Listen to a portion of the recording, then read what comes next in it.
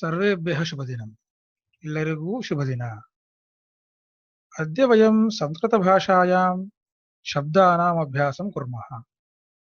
ಇವತ್ತು ನಾವು ಸಂಸ್ಕೃತ ಭಾಷೆಯಲ್ಲಿ ಬರುವಂತಹ ಶಬ್ದಗಳ ಅಭ್ಯಾಸವನ್ನು ಮಾಡೋಣ. ಪ್ರಥಮತಃ ಅತ್ರ ವಯಂ ಸಂಸ್ಕೃತಭಾಷಾಯಾಂ ತ್ರಯಪ್ರಕಾರಾಃ ಶಬ್ದಾಃ ಸಂತಿ. ಸಂಸ್ಕೃತ ಭಾಷೆಯಲ್ಲಿ 3 ಥರದ ಶಬ್ದಗಳಿದೆ. ಮೊದಲನೇದಾಗಿ ಅಜಂತ ಶಬ್ದಗಳು, ಅಂದ್ರೆ ಸ್ವರ ಶಬ್ದಗಳು ಅಂತ ಹೇಳ್ತೇವೆ. ಅದಂದ್ರೆ ಸ್ವರಾಕ್ಷರದ ಶಬ್ದಗಳನ್ನ ಕೆಲವೊಂದು ಹೇಳ್ತೇವೆ. ಮತ್ತೆ ವ್ಯಂಜನ ಶಬ್ದಾಹ ಅಂತ, ಅದನ್ನ ನಾವು ವ್ಯಂಜನಾಕ್ಷರದ ಶಬ್ದಗಳು ಅಂತ ಹೇಳ್ತೇವೆ. ಅದನ್ನ ನಾವು ಹಲಂತ ಶಬ್ದಗಳು ಅಂತಾನು ಹೇಳ್ತೇವೆ. ಮತ್ತೆ ಕಡೆಯದಾಗಿ ಸರ್ವನಾಮ ಶಬ್ದಾಹ, ಸರ್ವನಾಮ ಶಬ್ದಗಳು ಅಂತ ಹೇಳ್ತೇವೆ. ಅದರಲ್ಲಿ ಪ್ರಥಮತಃ ಅಕಾರಾಂತ ಶಬ್ದ, ಅಕಾರದಿಂದ ಅಂತವಾಗುವಂತಹ ಶಬ್ದ. ಅಂದ್ರೆ ರಾಮ ಅನ್ನುವಲ್ಲಿ ಅ ಅನ್ನೋದು ಕಡೆ ಅಕ್ಷರ, ಹಾಗಾಗಿ ಅದರಿಂದ ಅಂತವಾಗೋದನ್ನು ನಾವು ಅಕಾರಾಂತ ಶಬ್ದ ಅಂತ ಕರಿತೇವೆ. ಈಗ ನಾವು ಅದರ ಅಭ್ಯಾಸವನ್ನ ಮಾಡೋಣ. ಅಕಾರಾಂತಃ ಪುಲ್ಲಿಂಗಃ ರಾಮ ಶಬ್ದಃ. ಪ್ರಥಮಾ ವಿಭಕ್ತಿಃ ರಾಮಃ ರಾಮೌ ರಾಮಾಃ. ಸಂಬೋಧನ ಪ್ರಥಮಾ ಹೇ ರಾಮೋ ಹೇ ರಾಮಾಃ. ದ್ವಿತೀಯಾ ವಿಭಕ್ತಿಃ ರಾಮಂ ರಾಮೌ ರಾಮಾನ್. ತೃತೀಯಾ ವಿಭಕ್ತಿಃ ರಾಮೇಣ ರಾಮಾಭ್ಯಾಂ ರಾಮೈಃ.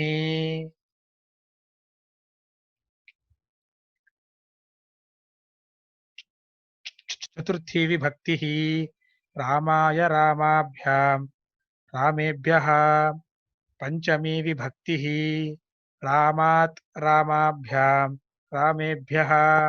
ಷಷ್ಠೀ ವಿಭಕ್ತಿಃ ರಾಮಸ್ಯ ರಾಮಯೋಃ ರಾಮಾಣಾಂ. ಸಪ್ತಮೀ ವಿಭಕ್ತಿಃ ರಾಮೇ ರಾಮಯೋಃ ರಾಮೇಷು. ಇದಾನೀಂ ವಯಂ ಶಬ್ದಾನಾಂ ಅನುವರ್ತನಂ ಕುರ್ಮಃ. ನಾವು ಈಗ ಶಬ್ದಗಳ ಅಭ್ಯಾಸವನ್ನ ಮಾಡೋಣ. ಅನುವರ್ತನಂ ಅಂತ ಹೇಳಿದ್ರೆ ಮೊದಲಿಗೆ ನಾವು ಶಬ್ದವನ್ನು ಹೇಳ್ತೇವೆ, ಅನಂತರದಲ್ಲಿ ಸ್ವಲ್ಪ ಸಮಯಾವಕಾಶವನ್ನು ಕೊಡ್ತೇವೆ. ಆ ಸಮಯಾವಕಾಶದಲ್ಲಿ ನೀವು ಅದನ್ನ ಇನ್ನೊಮ್ಮೆ ಹೇಳಬೇಕು. ಇದಾನೀಂ ಶಬ್ದಾನಾಂ ಅನುವರ್ತನಂ ಕುರ್ಮಃ. ಅಕಾರಾಂತಃ ಪುಲ್ಲಿಂಗಃ ರಾಮ ಶಬ್ದಃ.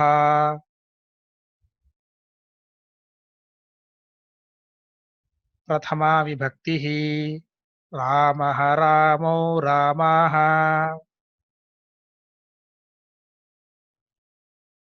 ಸಂಬೋಧನ ಪ್ರಥಮಾ ಹೇ ರಾಮೋ ಹೇ ರಾಮಾಃ.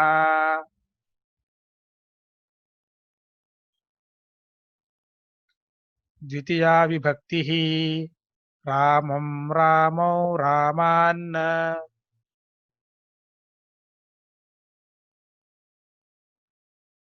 ತೃತೀಯಾ ವಿಭಕ್ತಿಃ ರಾಮೇಣ ರಾಮಾಭ್ಯಾಂ ರಾಮೈಃ.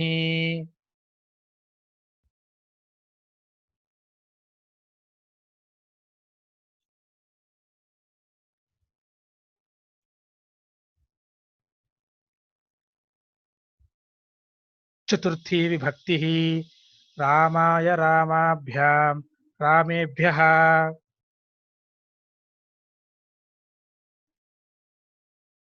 ಪಂಚಮೀ ವಿಭಕ್ತಿಃ ರಾಮಾತ್ ರಾಮಾಭ್ಯಾಂ ರಾಮೇಭ್ಯಃ.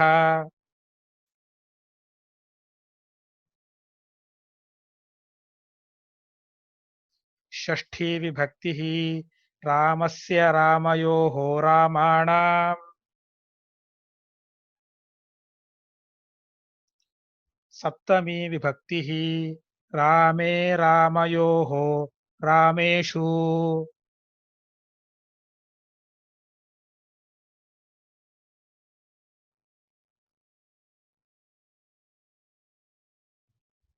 अनन्तरं वयम् इकारान्त शब्दस्य अभ्यासं कुर्मः। ಈಗ ನಾವು इकारान्त शब्दದ ಅಭ್ಯಾಸವನ್ನು ಮಾಡೋಣ। इकारान्तः पुल्लिङ्गः कविशब्दः प्रथमा विभक्तिः कविः कवी कवयः संबोधन प्रथमा हे कवे हे कवी हे कवयः द्वितीया विभक्तिः कविं कवी कवीन् तृतीया विभक्तिः कविना कविभ्यां कविभिः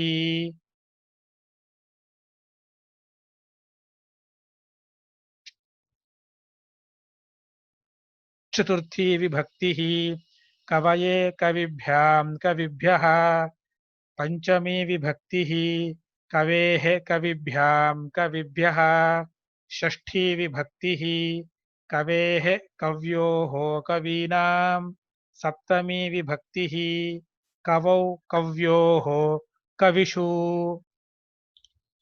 इदानीम् इकारान्त शब्दस्य अनुवर्तनं कुर्मः। ಈಗ इकारान्त शब्दದ ಅನುವರ್ತನೆಯನ್ನು ಮಾಡೋಣ। इकारान्तः पुल्लिङ्गः कविशब्दः प्रथमा विभक्तिः कविः कवी कवयः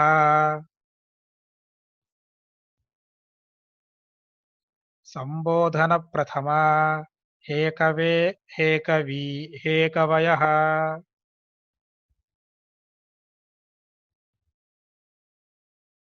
द्वितीया विभक्तिः कविं कवी कवीन्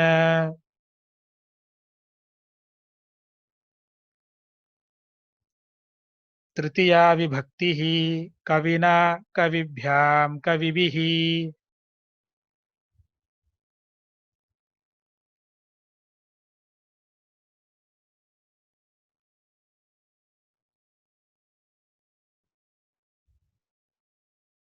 चतुर्थी विभक्तिः कवये कविभ्यां कविभ्यः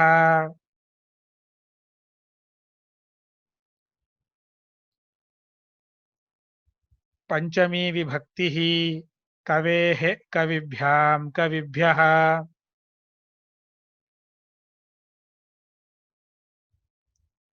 षष्ठी विभक्तिः कवेः कव्योः कवीनां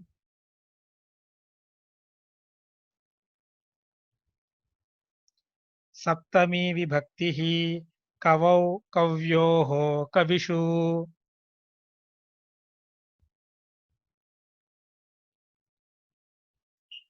अद्य वयम् उकारान्त पुल्लिङ्गशब्दं पठामः। ಮಕ್ಕಳೇ, ಎಲ್ಲರಿಗೂ ಶುಭ ದಿನ. ಇವತ್ತಿನ ದಿನ ನಾವು ಉಕಾರಾಂತ ಪುಲ್ಲಿಂಗ ಶಬ್ದದ ಅಭ್ಯಾಸವನ್ನು ಮಾಡೋಣ.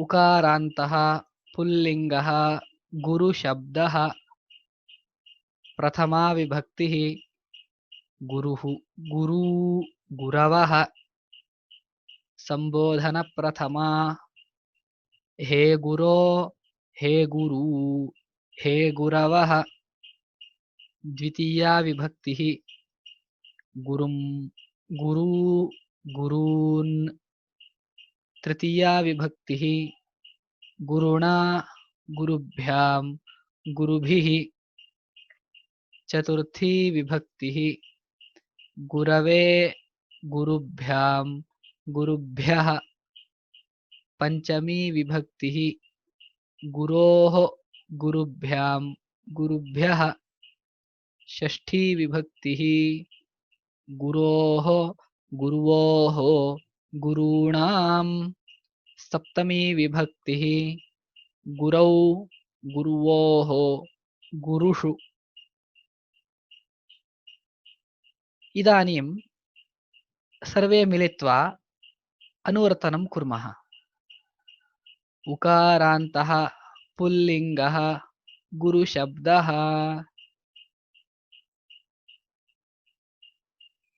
प्रथमा विभक्तिः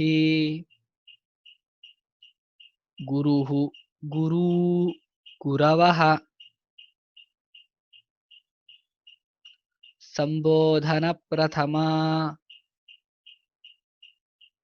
हे गुरो हे गुरू हे गुरवः द्वितीया विभक्तिः गुरुं गुरू गुरून् तृतीया विभक्तिः गुरुणा गुरुभ्यां गुरुभिः चतुर्थी विभक्तिः गुरवे गुरुभ्यां गुरुभ्यः पंचमी विभक्तिः गुरोः गुरुभ्यां गुरुभ्यः षष्ठी विभक्तिः गुरोः गुरुवोः गुरूणां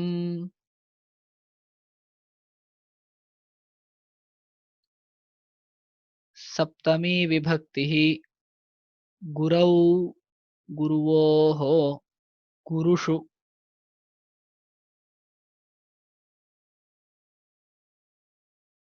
इदानीं ऋकारान्त पुल्लिङ्गशब्दस्य अभ्यासं कुर्मः। ऋकारान्तः पुल्लिङ्गः पितृशब्दः प्रथमा विभक्तिः पिता पितरौ पितरः संबोधनप्रथमा हे पितः हे पितरौ हे पितरः द्वितीया विभक्तिः पितरं पितरौ पितॄन् तृतीया विभक्तिः पित्रा पितृभ्यां पितृभिः चतुर्थी विभक्तिः पित्रे पितृभ्यां पितृभ्यः पंचमी विभक्तिः पितुः पितृभ्यां पितृभ्यः षष्ठी विभक्तिः पितुः पित्रोः पितॄणां सप्तमी विभक्तिः पितरि पित्रोः पितृषु इदानीम् अस्य शब्दस्य अनुवर्तनं कुर्मः। ಈಗ ಈ ಶಬ್ದವನ್ನ ನಾವು ಮತ್ತೆ ಮತ್ತೆ ಹೇಳೋಣ। ಪ್ರಥಮಾ ವಿಭಕ್ತಿಃ पिता पितरौ पितरः संबोधनप्रथमा हे पितः हे पितरौ हे पितरः द्वितीया विभक्तिः पितरं पितरौ पितॄन् तृतीया विभक्तिः पित्रा पितृभ्यां पितृभिः चतुर्थी विभक्तिः पित्रे पितृभ्यां पितृभ्यः पंचमी विभक्तिः पितुः पितृभ्यां पितृभ्यः षष्ठी विभक्तिः पितुः पित्रोः पितॄणां सप्तमी विभक्तिः पितरि पित्रोः पितृषु